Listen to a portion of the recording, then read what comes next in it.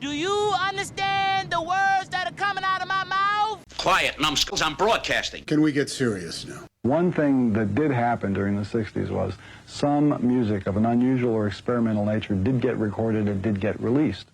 Now look at who the executives were in those companies at those times.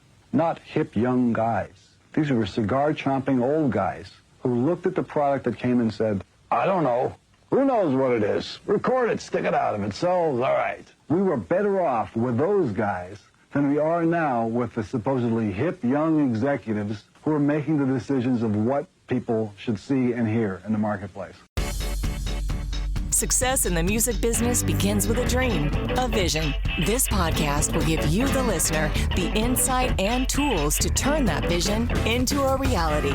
Meet the industry professionals who work day by day behind the scenes, helping to make those dreams come true. Welcome to the business side of music. In the studio with us today, this guy is a living legend. Had the opportunity to meet him at Rockin' Podfest earlier this year. Yeah, that was hot. That was a hot situation. Everybody had a really good time there. Yeah, good time. And as I got to know him and got to talk to him, I went, this dude, when I said he's a living legend, that's probably an understatement. You're more of a legacy from what you and your band put together. Joining us today is Bob Berryhill, who is one of the founding members of the Safaris, which was founded in Glendora, California? Yes, Glendora, California, about September of 1962. 1962. Yeah. And if you're not sure who the Safaris are, you're going to know the song Wipeout, which we're going to talk about in a little bit.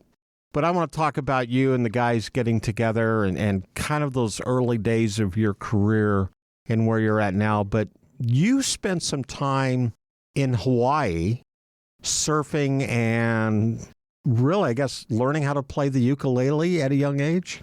Well, yes. My father, and my mom, and my older sister and I took a vacation in Hawaii in 1960 on the fun thing to do, which was to go on a Cook's tour.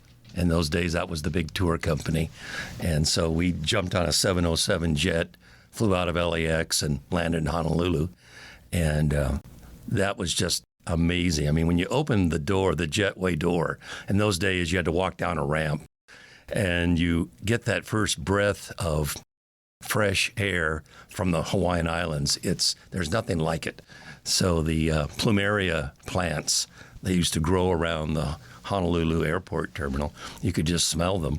And of course, when you got down to the bottom of the ramp, the people in hula skirts would come up and put a lei on you of flowers. Nice. And so you had this just a fragrance. So it was a Cook's tour. So they had it all figured out to make sure you felt like you were on a tour.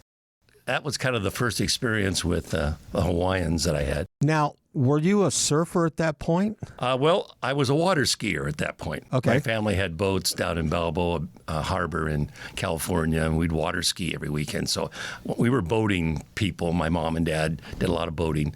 We had a big Chris Craft ski boat and things like that. So we were doing water sports. And then when I came to Hawaii in 1960, I was only 13. And so the first thing I wanted to do was to go down to the beach and rent a surfboard at that time and get a beach boy to take me out in the water, because that's what they call the Hawaiians that basically service the, tourists. That's what their job was. They're all tanned and everything. Duke Kamanakoko, I think it's his last name. Anyway, he was there on the beach with all the guys. He was a surfing legend in his own right. Right there. Yeah, he would take you out on an outrigger canoe, which we did. The guys would take you out, and my sister and I, who was 4 years older than me, we went out together with one guy, and we paddled out, because we'd never been on a surfboard before. So they're like 9'6" surfboards. We're both laying on them, and he says, just do this kind of thing. So we just paddled out there, and Waikiki Beach, I don't know if you've ever been there, Yep. but it's a long beach. The water goes very shallow. For like a quarter of a mile out, you can stand up out there on the coral reef. Well, he would stand in the wave and hold the two surfboard ends. You're laying down on it like this, and he would look for a wave, and when a wave came, he would shove you into the wave.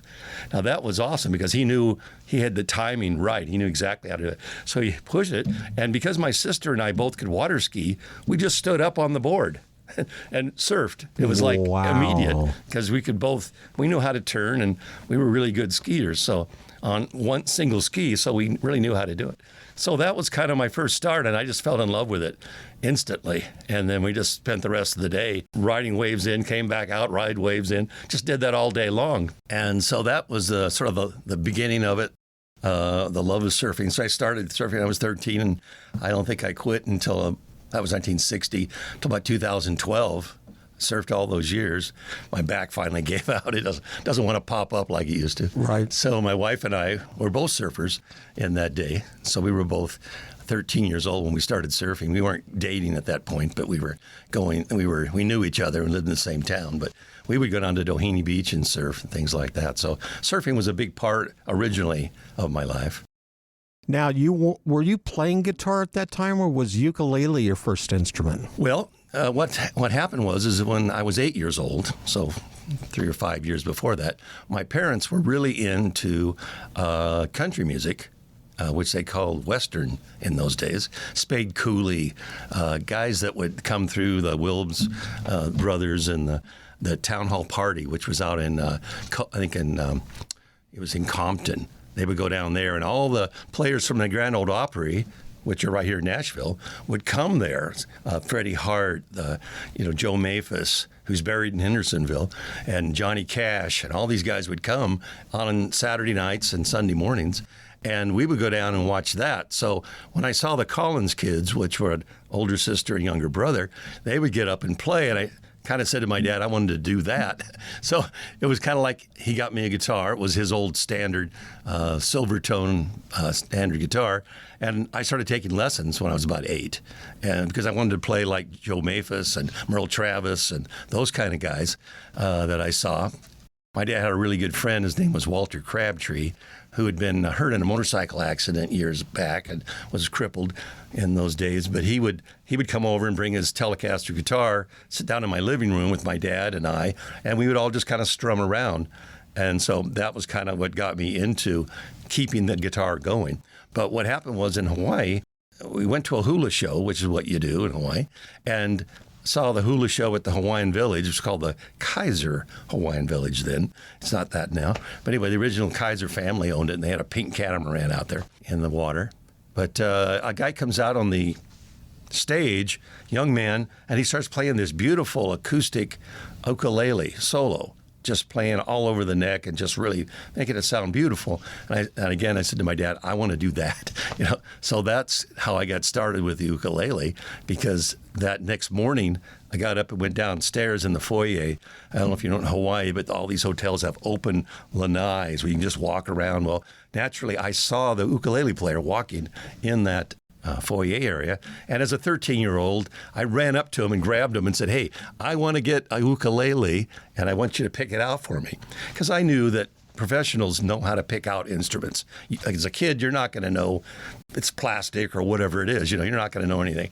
So I had him take me downtown, and we went to the Kamanka ukulele store downtown Honolulu, and my dad went with me, and we went down there, and he went in and picked them off the wall and started playing them, and grabbed one and said, okay, this is a good one. Here's a little book that has a little brown jug in it, and gave me a quick lesson on a few things and said, here, start playing. So that was kind of the beginning of my career as a musician. Wow. Yeah.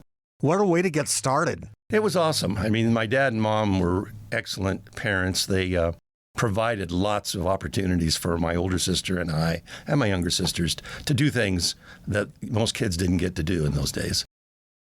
You came back to the mainland, and at that point, were you starting to get together with Jim and Paul and Pat? I mean, was there an idea of putting a band together at that point?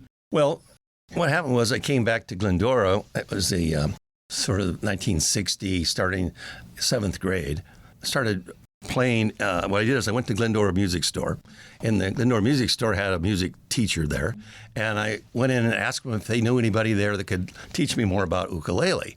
And they said, no, but we have this guitar teacher. She's really good. Why don't you go back and see if you want to work with her. So I went back, and it was this nice-looking lady, happened to be pregnant at the time, but she was nice, and she had a Fender Stratocaster, a blonde Stratocaster, sitting in a chair. I said, that looks good. So I sat down there, and she gave me my first lesson in guitar again, because I'd been playing, but I hadn't really done it with the excitement that I was doing it now. And she said, yeah, let's just get it started. So I started rehearsing there, and 2 weeks later, I was doing my first recital. So she was back. She would take me to recitals around town in the local cities, and she would play rhythm guitar, and she'd have me play lead, like Walk, Don't Run, or Torquay, or something, the original, original songs that were instrumentals in those days that were popular. So she had me play those. So I got started there. But as far as Jim Fuller and Pat Connolly, Ron Wilson, Jim Fuller and Pat Connolly and I were in the same elementary, junior high school together. Pat Connolly was the bass player. He was in my 6th grade class, and we went to Sellers Junior High together. Well, I spent the year practicing and getting good at it. And one day when I was 14, we had a talent contest at the school, which they had every year. And I chose to go up there and play with my music teacher. Well, I did my song. I think I did Walk, Don't Run or something like that. And when I got finished, Jim Fuller and Pat Connolly came up to me, because they were friends of mine, and said, hey, Bob, can we borrow your equipment? They didn't have equipment. And we want to play a song. So I said, okay. So I had my Telecaster guitar at that time. So I let Pat use my Tele, and Jim Fuller had a student dual sonic guitar, and they plugged into my Bandmaster amp, and they played a song, which wasn't, Pat could play maybe 2-finger chords, and Fuller could pick things out, but they were like sort of like Mutt and Jeff up there. The whole class was laughing at them. They were like a class clown. Really embarrassing, but it was, and I sat off to the wings, and I went, well, I'd like to go out there and help them, because as a rhythm guitarist, I know how to put songs together, and at least if the song is working, you can pick things out and make it fit, but I didn't. And how old were you at this point? 14. Wow. So, we were on the same school class. In fact, my wife, Jean, was a ballerina, and she and her girlfriend, Louise, got out there and danced, and everybody did a little show.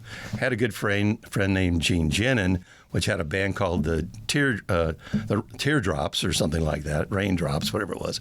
Anyway, he played out there. So everybody got a chance to get up and do a little show, which was a good thing. And so, after that, it was 14. And we spent the rest of the 8th grade. I just still went back to my house, and we did these concerts and things like that. I never talked to Pat and Jim about music at all from that point on until we became sophomores in high school.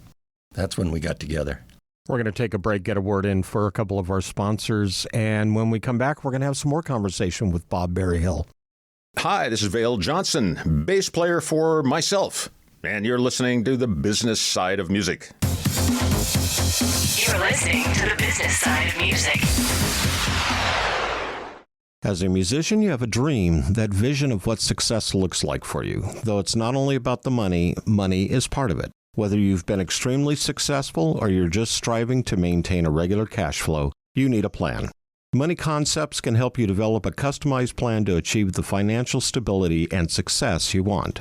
For over 40 years, Money Concepts has been providing holistic financial planning services to individuals, families, and business owners. As an independent firm, Money Concepts and their associates are committed to always represent the best interest of the client. It's really about a committed, benevolent interest in them personally. This independence, coupled with that committed, benevolent interest, means they represent you, the client, not a product supplier. It's not about selling products, it's about helping you achieve success. To learn how this can benefit you, contact my buddy, John Adams, with Money Concepts at 737-867-9309. That's 737-867-9309. You can also email John at jadams@moneyconcepts.com.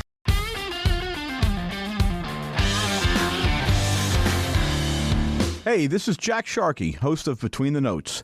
Take a break from all the turmoil in the world and join us each week as we explore the magic, mystery, and beauty of music. Between the Notes, a podcast dedicated to everything music, available everywhere you get your podcasts.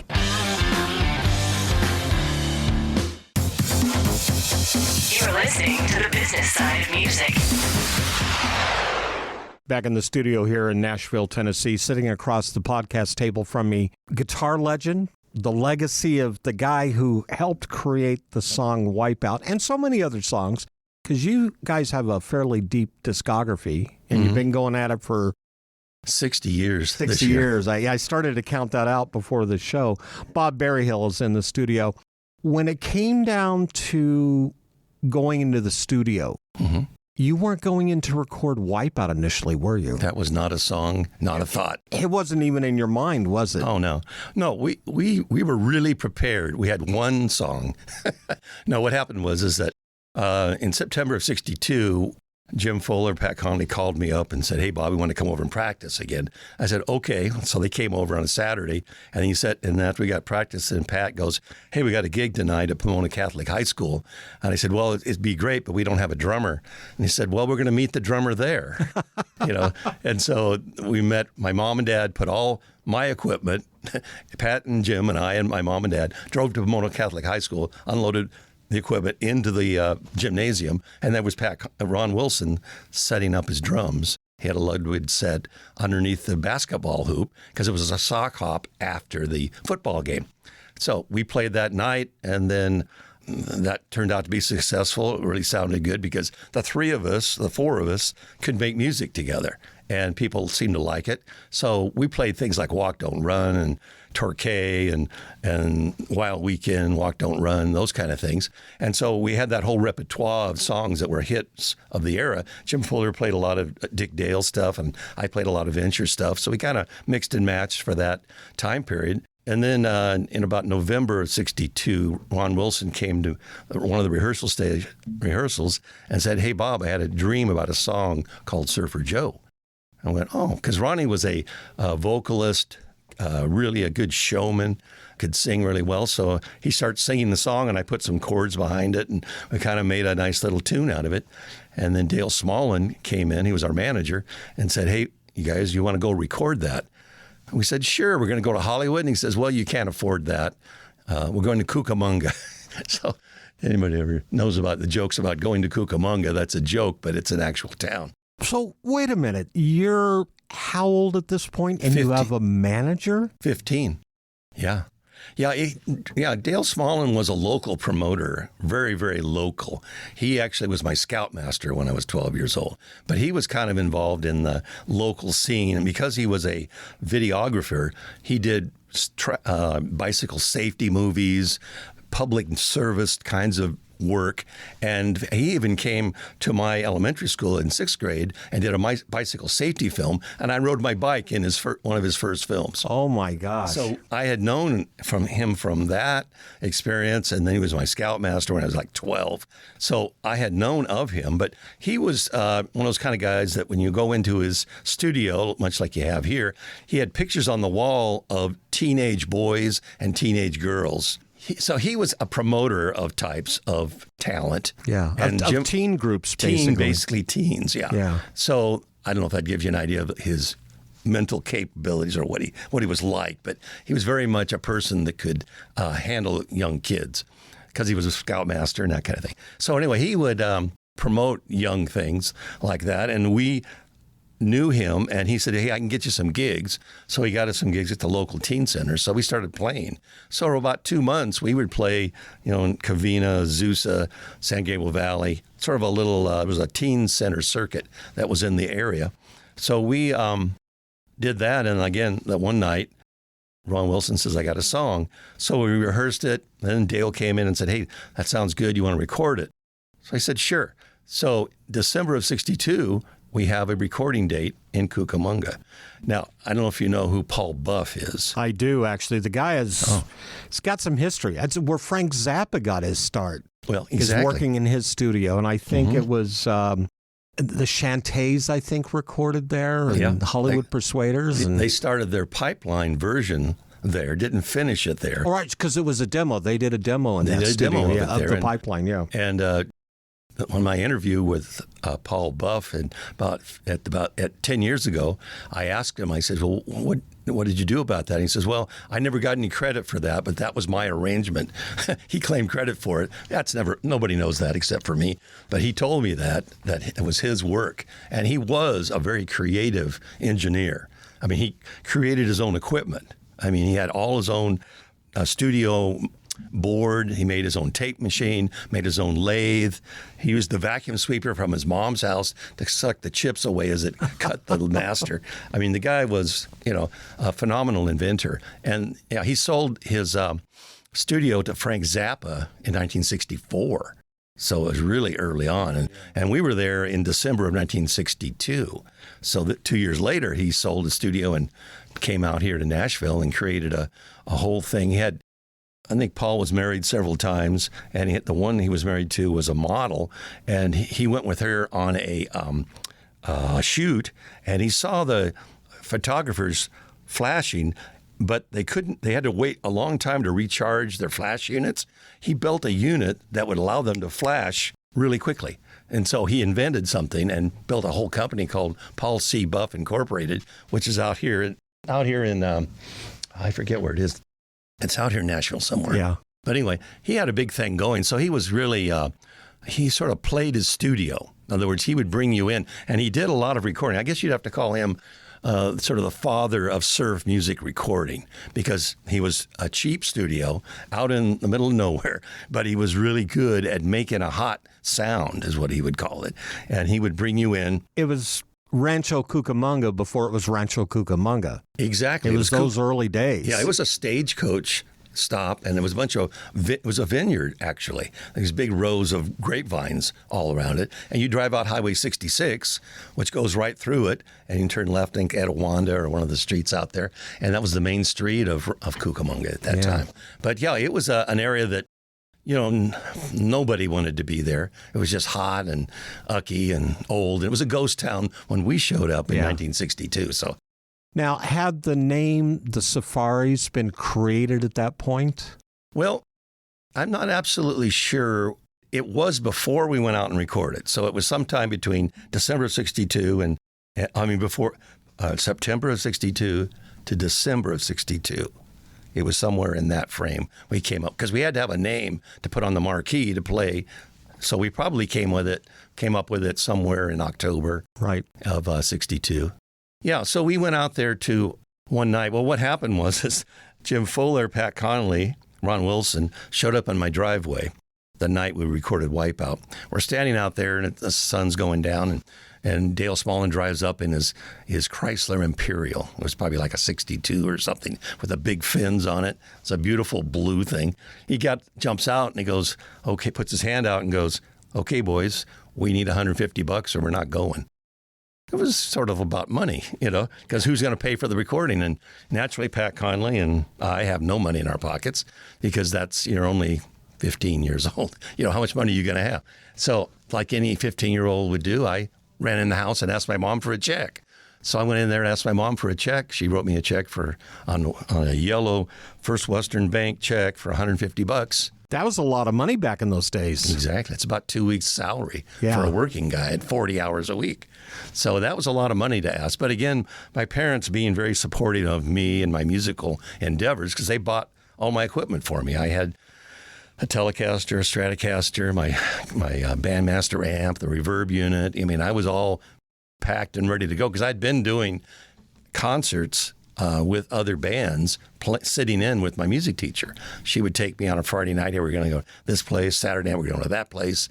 We weren't getting paid, but we would show up because she wanted to give me experience. And I think it was her gigs. She had this great version of a song called Harlem Nocturne, which was very much of a Chet Atkins kind of a style. Anyway, she played it, and I would back her up on that, and she'd back me up on my songs. But we were standing there, and I ran in and got the money and came back out and handed Dale the check and said, okay, let's go. So I was only 15, but I had a learner's permit. So I had rebuilt a 56 Ford pickup at that time. I'd gotten in a rental yard. It was all beat up, but I'd fixed it up and got it ready to go because in a month I was going to get my license at 16. So it was ready to go. It wasn't painted yet, but it had the engine and trans and brakes, and it was running well. So I just threw my equipment in the back of my truck, and my uncle Don Fisher, who lived in Las Vegas, was visiting, and it was raining that night. So we put Ronnie's drums in his 53 Chevy station wagon with a woody sides on it. It's really cool looking. Not cool. But anyway, at the time, he put it in there, and then Dale drove his Imperial, and we all went out to Powell Studios there in Cucamonga. Yeah. And we drove up, and it had started misting, getting a little rainy. So we knocked on the door, and this thing creaks open like inner sanctum. It's a creaky old door. And this guy runs up, and red hair, it's about so tall, says, "Hi, I'm Paul Buff," just like a little leprechaun. So we brought our stuff in, and Ronnie set his drums up. He said, "Okay, you set your drums up here, put your amp there, the bass will go direct." So we set it all up, and it was a low ceiling. It wasn't a high ceiling place, but it had curtains on the walls and burlap and rugs on the floor and stuff like that. Very primitive at that time. Oh, yeah. I mean, acoustics were not, there. But again, he knew his room, and he knew he'd done a lot of bands in there. I don't know the complete list, but he had a bunch of them, again, with Frank Zappa later on and people like that. And the Chantays, in fact, the Chantays had been there before us because they recorded, I don't know when Pipeline was recorded, but I think it was before Wipeout. But anyway, so he'd already done a lot of work with a lot of bands. So by the time we got there, he knew really how to work a teenage rock and roll band, you might say. And he says, "Okay, you play this, you do that." We got it all set up and recorded Surfer Joe, because that was the only song we had. And like any good band, you show up with one song, right? That's all you have. So we finished Surfer Joe. We did it where Ronnie played the drums and we all played. And then Ronnie went and overdubbed the vocal part because we didn't have it in those days. And it was a monaural recording. So we had to go back and he recorded it again. And he sang Surfer Joe. And then we're standing out there in the studio, and the talkback button, I didn't know what that was until that moment. You punch it down and they go back on the button and they go, "Hey boys, you need a second song for your 45. And we go, "Oops, we didn't write another song." "Well, okay, we can put Surfer Joe on both sides of the 45 or write another song." So right then, Ronnie starts hitting this beat out of nowhere. Where did that come from? Well, Ronnie was a cadence marching drummer for the Charter Oak Marching Band high school program, and he would go around and play with various marching bands. I mean, Ronnie loved drum music. He was Scottish in his family history, and he always wore a kilt, like a Scottish outfit, and a band would be going by, and he would jump out in a parade and get behind them and start playing with them. I mean, this guy had no shame. I mean, he played with the Glendora High School marching band, and he was so good, and he added so much to the band because he was so good at doing snare work that he was allowed to do these things. And so he did that and he went to Renaissance fairs. I don't know if you've ever been to one of those, but they're kind of like up in the woods, and they've got these mud huts and these wooden huts, and people stand around doing Renaissance type music with flutes and lutes and little drummers, and he would take a big leather drum that he had made and bang around on it and run around with his kilt on, and I mean, he was totally into that stuff. So anyway, Ronnie started playing this beat, and it sounded really good. And I told the other guys, "Listen, we better put some chords, a bass line, and a melody, or this will be a drum solo," because Ronnie was capable of just doing it by himself. He didn't even need the band. I mean, he would just play all night. Ronnie, in fact, has a 104-hour drum solo, a Guinness World Record. Say what? Yeah, 104 hours of drum solo. He did it up in, I think it was near Fresno somewhere, that our manager and promoters put him up to it. He played for 104 hours, did that, and then we went to downtown and played a concert for another 4 hours. So he was quite the gorilla. He could kind of do anything. Short, stocky guy with a lot of muscles. Used big sticks. So he did that. But so he started playing it, and I said, "Okay, we'll start it." And the bass player goes down and down, and then Jim Fuller goes down and down, da da da da da da da da da da. He picked out the melody right there, inspired by Ronnie. And I said, "Okay, break." bam, we did chord breaks, so we have the drum solos, because we wanted to feature Ronnie, because he was going to take it anyway. So we had the drum solos, and we did it once, and they got on the button. Okay, why don't you guys do it again? So we went back, started over, and got more tighter, and we did it then. And then I said, okay, one more time for the Gipper. So we did it a third time, and they said, okay, we got it. Wow. And so we put together, it was about, 3 takes, whatever that is, 10 minutes. Yeah, so that whole song that has carried drummers for decades. Oh, inspired Yeah. drummers. Well, a quick song about Eddie Van Halen. He and his brother were putting together a band in the 60s, right? Well, Eddie wanted to be a drummer. He starts playing, and his brother says, okay, we'll play Wipeout. Well, Eddie starts going, I can't do it. Get out of here. I can do it. So Eddie decided to be a guitar player. And the rest is history. The rest is history. And Eddie apparently lived sometime in the Glendora area, his brother.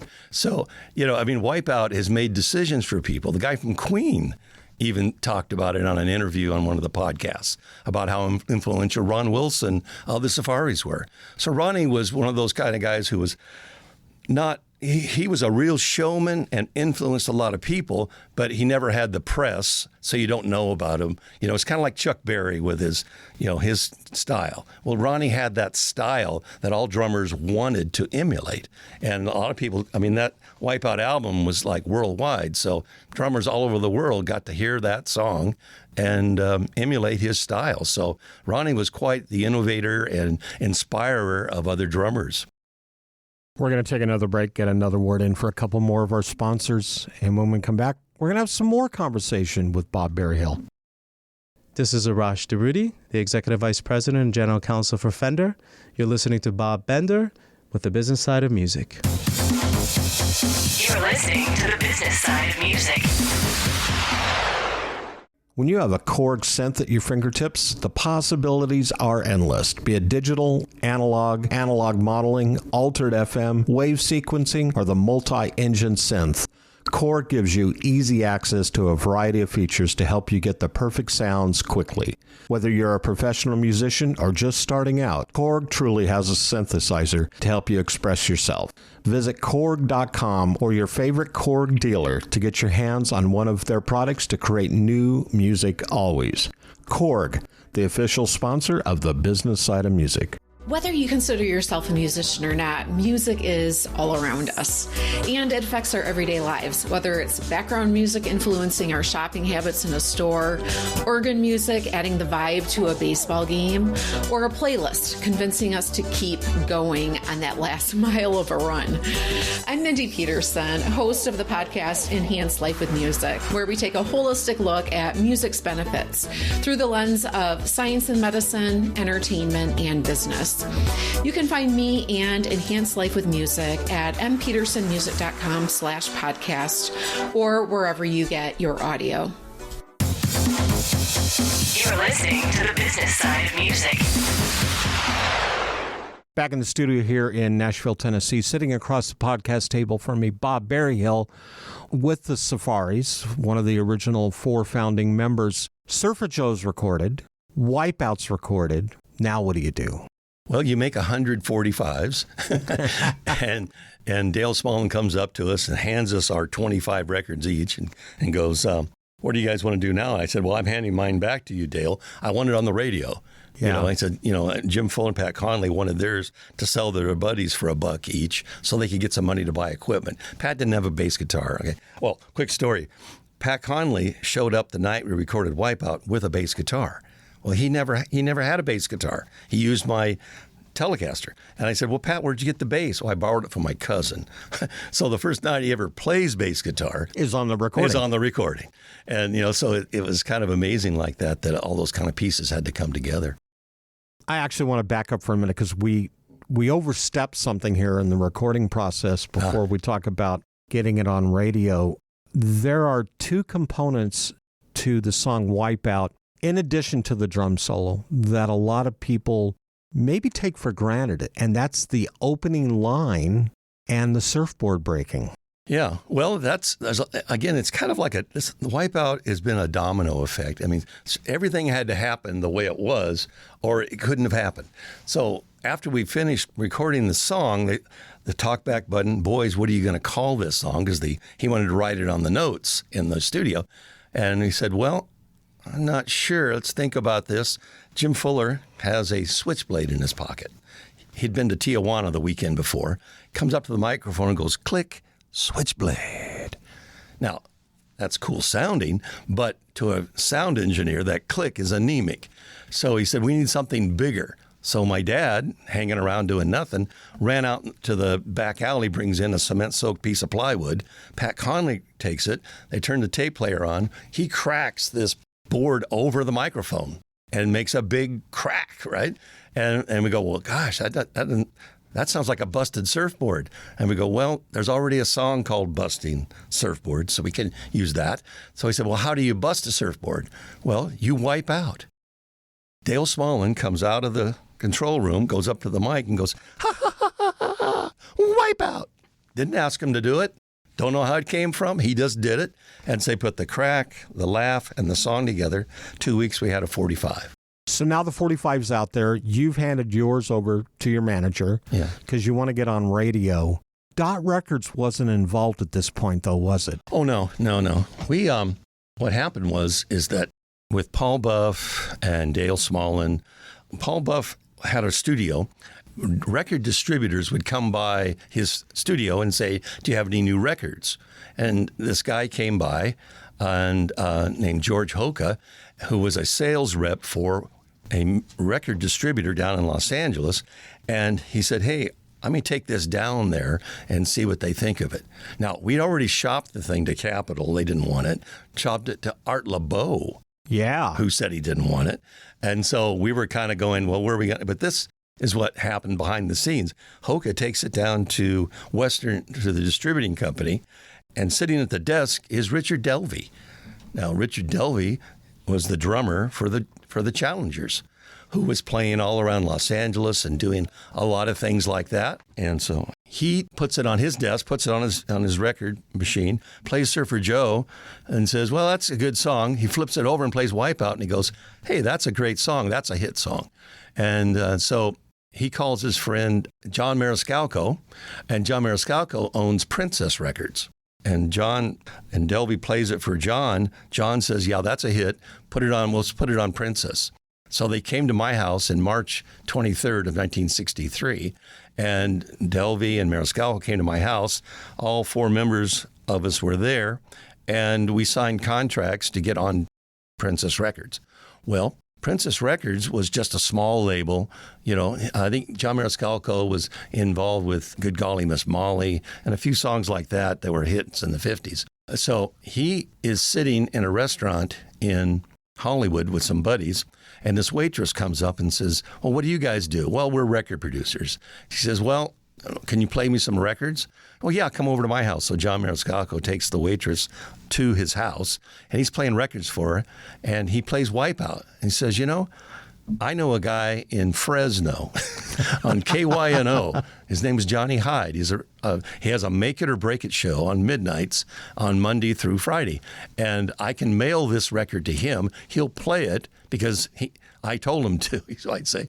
And she mails it to Fresno. So This waitress. She mails it to Johnny. Johnny plays it on a Monday, Tuesday, and by Thursday, it's the most requested song. So it was starting to get some action in Fresno. I mean, Fresno is just a little cow town north of L.A., about 100 miles.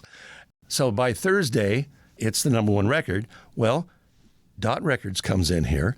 The promoter for Dot Records calls Johnny Hyde. He said, Johnny, do you have any new songs? He says, yeah, I got this one, Wipeout. Okay, well, send it to us. Back in the mail, this DFS 45 goes all the way back to Los Angeles, gets on Randy Wood's desk, which is born and raised here in Gallatin, which I didn't know at this time. But anyway, he plays it and goes, that's a hit record. Let's sign those guys to Dot Records. And so this is like March, April. And so by June of 63, it's number one in Los Angeles. And by September, it's number one around the world. And it's number two on the Billboard charts. So we went from being nobody in December to the next December, we're playing in Hawaii. A band, so we were pretty fast. And you were all still basically teenagers. We were at this 16 when we went in 1963 because we just got our driver's licenses. So what do you do with your money? You go out and buy a new car, of course. Right. So, but the idea was that it was a rocket launch, and usually guys, when you start out in music when you're 13, 14, 15, you don't get a hit record at 15. You don't get one till you're 24, 25. I mean, there are guys right here in Nashville, they're in their 30s trying to get their first hit record. So it doesn't happen, but this happened, The Safaris lasted how much longer after that? Well, we lasted basically until Vietnam War. Our song came out in 63. November of 63, you have the John F. Kennedy assassination. Well, that started changing music right there. And then in January of 64, we went to Australia with the Beach Boys, Roy Orbison, and Paul and Paula, and we did a month tour in Australia with these people, and we're touring around. Here we are, 16, 17 years old. We're down here in Australia just having a great time, right? I mean, what do you do? So we get back. The weekend we get back is the Ed Sullivan Show with a little group on there that sort of changed music, if you remember them. Right. The Beatles showed up and played. We got back from that Hawaii, from our tour of Australia. They came on, and it was like night and day. It's kind of like you had surf music, the Kennedy assassination, which really started bringing the folk music a little bit more because people suddenly wanted to listen to some words and sit down and watch somebody play acoustic guitar. Anyway, and then we saw that and we went, wow, music has died. Surf music was basically, we went on, that was 62, 63, 64. And we continued to play a lot in 64. And then what really put the last nail in it was the Byrds in the summer of 65 with the Rickenbacker 12-string. Because remember, everybody was playing Fender guitars because that was the choice of rock and rollers, Buddy Holly. And everybody, played Fender guitars, and that was what you had. But when the Beatles came in, they started playing Gretsch and Gibson and more artsy kinds of guitars, and the work was much more refined. So we kept playing. And then one time we did a concert at the Governor's Hall in California, up in Sacramento, and we were late for the concert, and they destroyed the building because we didn't show up. So we ended up having to pay for all the bathrooms. They blew up with cherry bombs. But anyway, the next weekend we came back and did another concert, but the opening band was a group of guys that were probably one of the first tribute bands. They came out, they put a big record player on the stage, put a mic next to it, and played the Beatle album. They put Beatle wigs on and went out there and jumped around with guitars, lip-syncing to Beatle music. And because the PA was there, it amplified it. The crowd went nuts. And we're looking at that going, you guys are applauding a bunch of fakes that are just jumping around. And that became the DJ today, right? Guys are playing all these songs off a little record. I still don't get that. People stand there and look at that like, wow, what can he do? That's not music. That's some guy playing a record. I could do that in my bedroom, But anyway, so we saw the handwriting on the wall, but Vietnam War was starting to draft. So we graduated from high school in 1965. We were 18, and our numbers were all coming up. So everybody kind of went to the hills trying to figure out, how can I get out of the Vietnam War? Some people got into drugs, some people got into jail, some people got married and had kids and all that kind of thing. So everybody had their excuse. The only one that had to go to Vietnam was Jim Pash, was our sax player. He actually went to Vietnam and came back. Didn't get killed, but we had a lot of guys were killed from our high school group. But we went on 65, 66, played a few gigs, kind of mixed and matched, started adding other guys in because not everybody was there anymore. And then by 67, we were basically done. Yeah. And Jim Pash, he actually came in after Wipeout had found the success, after the Safaris had found the success. Well, actually, no. Jim Pash came in 2 weeks after we formed the band. Oh, really? Yeah. But his father wanted him to go to Juilliard. And why would you want your son, who's learning classical clarinet, to play saxophone, which his dad didn't like, and because he played sax with us, and he also didn't want him hanging around with a bunch of degenerates. because I was a surfer, the other guys were surfers, and we weren't college bound, you know what I mean? Yeah. We're just kind of the dregs. And his dad, Jim Pash was only 13 years old. Now, you don't do things against your dad when you're 13 years old. His dad had a fender cover factory in Baldwin Park, or Duarte area. And so the night we were going to record, his dad refused to let Jim come. Oh, my gosh. So he couldn't come to the thing. And that's the way it happened. Yeah. So, but Wipeout would have been totally different with a sax solo in it, right? So it just needed 4 players. Right. So that's why we recorded it the way we did. We didn't have the 5th person in there. So Jim didn't pay for any of it. He didn't go to the recording, but he was always with us because we would play concerts. And you can see on the Wipeout album, there's Wibble Wobble, Green Onions, Torquay. These are all songs that have saxes in them. So we needed a sax person. So Jim played sax, and he recorded with us on Decca because after we got through the summer, that album, I don't know if you notice, there's something written on the bottom of this album. Can you read this line? Yeah. And other popular selections by other instrumental groups. Now, you notice that one doesn't say that? Oh, wow. Yeah, you're right. Look at the back of that. There's a picture on the back. How many safaris do you see there? Yeah, so there's the 5 guys. How many guys are on this? So what's the difference between that album and this album? The picture. Yeah. Is the only difference. Yeah. Because as anything goes on in the music business, there are plenty of lawsuits. So by September of 1963, we had to sue Dot Records, Richard Delvey, John Maniscalco, and the guys who recorded those other instrumental songs. Because what happened is in June of 1963, Dale Smallman came to us and said, boys, we're only kids, right? We need to record an album to go with your 45. We said, cool. We have this list of songs we want to do. Oh, no, this is the list of songs because Dot Records wants this list. Well, come to find out, it was not Dot Records, it was Richard Delvey. And they had recorded the album in April of 1963 with a bunch of other guys who were part of Richard Delvey's wrecking crew, you might say. And Dale Smallman was actually there at the recordings. And he said to Richard, they're going to be pissed when they find out that you didn't let them record their own album. And he was right. Looking back now, have you ever taken a head count of how many different renditions there are of Wipeout that has been recorded by other acts? Well, I know that BMI does that for you. Okay. Everything that they have something to do with, it's over 1,000 that have been re-recorded. So it's one of those songs that benefits from the fact that people love it and they want to play it, and they want to dance to it. So it's been recorded by The Ventures. In fact, The Ventures use Wipeout as their finale song. The current group, The Ventures, the guys that have taken over for the original guys, they use Wipeout as their finale song. In fact, we were at a show in the 80s with The Ventures, and Leon Taylor's father, who was original drummer, came up to me and said, and Bob Bogle and Don, and said, we want to thank you for writing Wipeout. It extended our careers 10 years. This was in the 80s. So the song has been really influential, even in groups like The Ventures.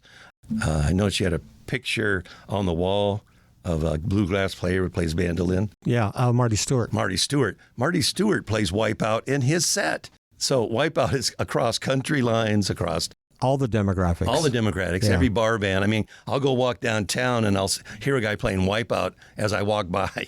It's just one of those great songs that just influenced people for the last 60 years.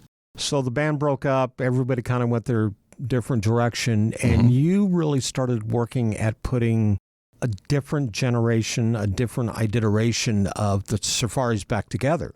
Right. Well, what happened in 1981, Disneyland called and said, we want to do a surf thing. So they had Dick Dale, The Ventures, and Safaris. We played that concert with Jim Pash and Jim Fuller and myself and Ron Wilson even.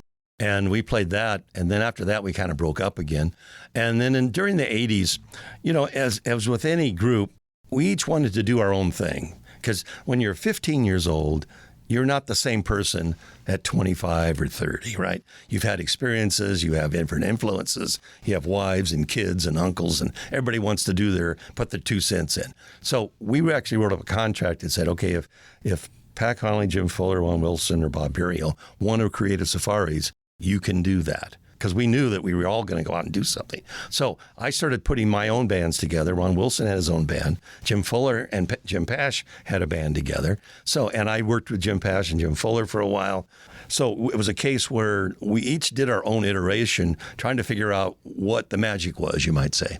And so that went on for many, many years. And then in 1990, I went to Europe, and I went on tour there with some other guys, and we came back, and my wife was playing bass guitar in Europe when I would play Wipeout because it was one of those tours where you had 11 people and you all went up and sang your song. My wife would come up and play bass with me, and I'd play guitar, and we had a drummer there from England, and he would play and we would do the song. We came back in 1989-90 and said, hey, why don't we put our version of the Safaris back together again? So I got a couple of other guys. My son Joel plays drums for me now. He is also a singer, so he would do sound. He was only like 14 or 15, so he didn't really part of the band, but he could come up and sing Surfer Joe for me, and he'd go back to the board and run the sound. So he became a sound guy for us, and lights. And then in 2000, here we are many generations after, my son Devin, who's a guitar player, wanted to play with the band. So he'd been playing off and on for years as well with us.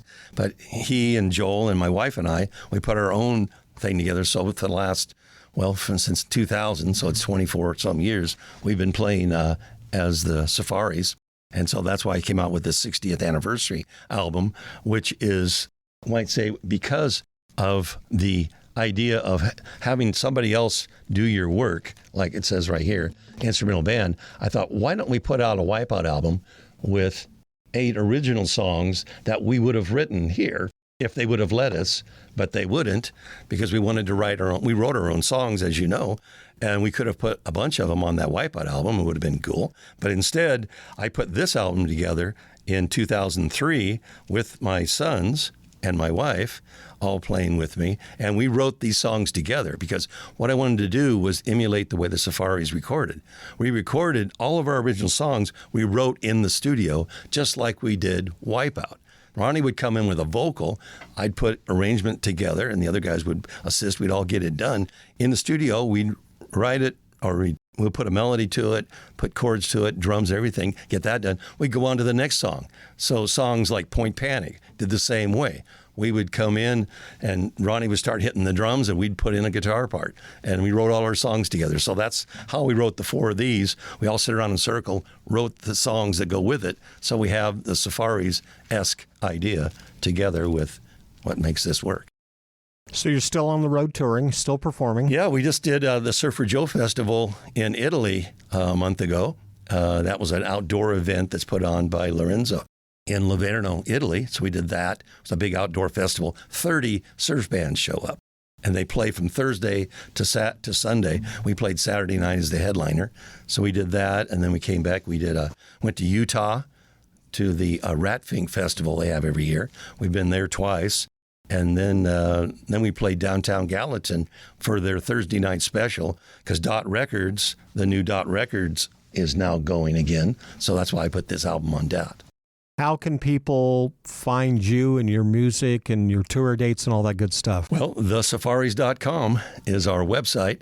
We have a ton of YouTube videos out, but we can order the CD, this 12-inch vinyl, because I thought that would be cool because the Wipeout was 12-inch vinyl. And these are $40 because it costs a lot more. I think that was $1.95 when it came out, but it has to be that high because it was actually printed in Germany and then shipped to Czechoslovakia, made the thing and packaged and sent back. So it went around the world to get back here. Yeah. Bob, thank you so much for being on the show. Well, the Safari's been around 60 years, so it's been a lot of it, and we've had a lot of good times and a lot of challenges along the way, but it's all been good. Wipeout's been very, very good to me. The Business Side of Music is the creation of Tom Sabella and Tracy Snow and is produced by Bob Bender. The Business Side of Music is recorded at Music Dog Studios in Nashville, Tennessee. Production sound design by Keith Stark. Voiceover and promo by Lisa Busan.